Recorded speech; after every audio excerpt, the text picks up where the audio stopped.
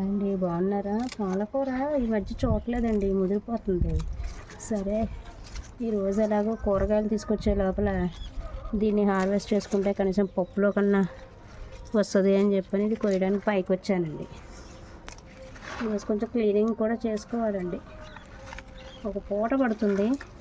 ఈ మేడ మీద కుండీలన్నీ తీసి కింద పెట్టేసుకుంటానండి, కొంచెం వేస్ట్గా ఉండే మళ్ళీ మట్టి వేసుకుని మళ్ళీ మొక్కలు వేసుకోవచ్చు కదా అని ఆ పని అంతా ఈరోజు చేసుకోవాలండి. కొమ్మ అంతా ఎండిపోయింది చూసారు, మొక్క పెరగనివ్వకుండా చేసేస్తుంది. ఈ పిచ్చి మొక్కలన్నీ వచ్చేసి అసలు మొక్క పెరగనివ్వదండి. అందుకని ఇలా కొయ్యడానికి వచ్చినప్పుడు ఎప్పటికప్పుడు మొక్కలు చేసుకుంటే పని కట్టుకుని మళ్ళీ ఇంకోసారి రావాల్సిన అవసరం ఉండదు. లేతాకులు తగ్గించి కోసేసుకున్నాం అనుకోండి, మళ్ళీ వారానికల్లా చక్కగా ఇలాగ పెద్ద సైజుల్లో ఆకులు వచ్చేస్తాయి. అక్కడ ఇంకో కుండీ ఉందండి, అక్కడ కూడా కోసుకోవాలి. కొంచెం ఇదే మట్టి మట్టిగా ఉంటుందండి, మట్టి పడిపోయి కొంచెం క్లీన్ చేసుకుంటే సరిపోతుందండి, కడిగేసుకుంటే సరిపోతుంది.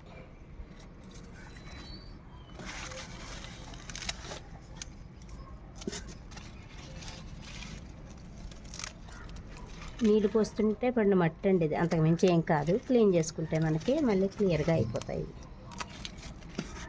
బాబు పోస్తున్నాడండి ఈ మధ్య, పోయటం ఎలాగో సరిగ్గా తెలియక పాపం ఇలా ఆకులన్నీ కూడా ఇంక వద్దులేండి, మరి డస్ట్ అయిపోయినాయి. ఇక్కడ ఇవి చూసారండి గోరుచిక్కుళ్ళు, ఇవి కూడా కోస్తున్నాను చూడండి. కింద కూడా ఉన్నాయి, నేల మీద వేసానండి. అవి కిందకి వెళ్ళినప్పుడు కోసి వీడియోలో జాయిన్ చేస్తానండి, లేకపోతే నెక్స్ట్ వీడియోలో చూపిస్తానండి.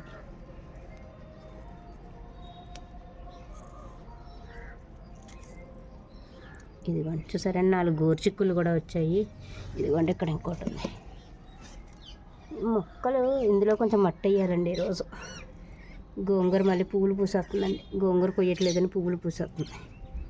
ఇదండి ఈరోజు హార్వెస్ట్. ఈ హార్వెస్ట్ కనుక మీకు నచ్చినట్లయితే లైక్ చేయండి, షేర్ చేయండి, కామెంట్ పెట్టండి, సబ్స్క్రైబ్ చేయడం మాత్రం మర్చిపోకండి.